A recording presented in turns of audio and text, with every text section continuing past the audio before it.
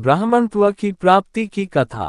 वार्ता जारी रखते हुए शतानंद जी ने कहा, हे रामचंद्र, देवताओं के चले जाने के बाद विश्वामित्र ब्राह्मणत्व प्राप्त करने के लिए पूर्व दिशा में जाकर पुनः कठोर तपस्या करने लगे। बिना अन्न जल ग्रहण किए वर्षों तक तपस्या करते करते उनकी देह सूख कर कांटा बन गई। इस तपस्या को भंग करने के लिए नाना प्रकार के विघ्न उपस्थित हुए, किंतु उन्होंने उन सबका निवारण किया और वह भी बिना क्रोध किए। तपस्या की अवधि समाप्त होने पर जब वे अन्न ग्रहण करने के लिए बैठे, ज्यों ही प्रथम ग्रास उठाया भी न था कि ब्राह्मण भिक्षुक के रूप में आकर इंद्र ने भोजन की याचना की। विश्वामित्र ने अपना भोजन उस याचक को दे दिया और स्वयं निराहार रह गए। इंद्र को भोजन दे देने के पश्चात विश्वामित्र के मन में विचार आया कि संभवत अभी मेरे भोजन ग्रहण करने का अवसर नहीं आया है, इसलिए याचक के रूप में यह विप्र उपस्थित हो गया। मुझे अभी और तपस्या करना चाहिए। अतएव वे मौनव्रत धारण कर फिर से दीर्घकालीन तपस्या में लीन हो गए। इस बार उन्होंने प्राणायाम से श्वास रोककर महादारुण तप किया।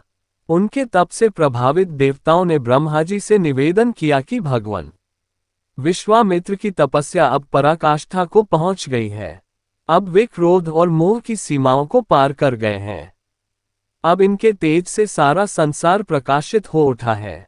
सूर्य और चंद्रमा का तेज भी इनके तेज के सामने फीका पड़ गया है। अतएव आप प्रसन्न होकर इनकी अभिलाषा पूर्ण कीजिए। देवताओं के इन वचनों को सुनकर ब्रह्मा जी उनसे देवताओं को साथ लेकर विश्वामित्र जी के पास पहुंचे और बोले कि हे विश्वामित्र, निसंदेह तुम्हारी तपस्या प्रशंसनीय है। हम तुमसे अत्यंत प्रसन्न हैं और तुम्हें ब्राह्मण श्रेष्ठ की उपाधि प्रदान करते हैं। तुम संसार में महान यश के भागी बनोगे। ब्रह्मा जी से यह वरदान पाकर विश्वामित्र ने कहा कि हे भगवान, जब आपने मुझे यह वरदान दिया है तो मुझे ओंकार, षट्कार तथा चारों वेदों का ज्ञान भी प्रदान करें। प्रभो, अपनी तपस्या को मैं तभी सफल समझूंगा जब वशिष्ठ जी मुझे ब्राह्मण और ब्रह्मर्षि स्वीकार करेंगे। विश्वामित्र की बात सुनकर समस्त देवताओं ने वशिष्ठ जी के पास जाकर उन्हें सारा वृतांत सुनाया। उनकी तपस्या की कथा सुनकर वशिष्ठ जी स्वयं विश्वामित्र के पास पहुंचे और उन्हें अपने हृदय से लगाकर बोले कि विश्वामित्र जी, आप वास्तव में ब्रह्मर्षि हैं। मैं आज से आपको ब्राह्मण स्वीकार करता हूँ। हे रघुनंदन, इतनी कठोर तपस्याओं एवं भारी संघर्ष के पश्चात विश्वामित्र जी ने यह महान पद प्राप्त किया है। ये बड़े विद्वान, धर्मात्मा, तेजस्वी एवं तपस्वी हैं। राजा जनक भी शतानंद द्वारा वर्णित विश्वामित्र जी की कथा सुन रहे थे। वे बोले, हे कौशिक, मैं आपको और इन राजकुमारों को मिथिला में पाकर कृतार्थ हो गया हूँ।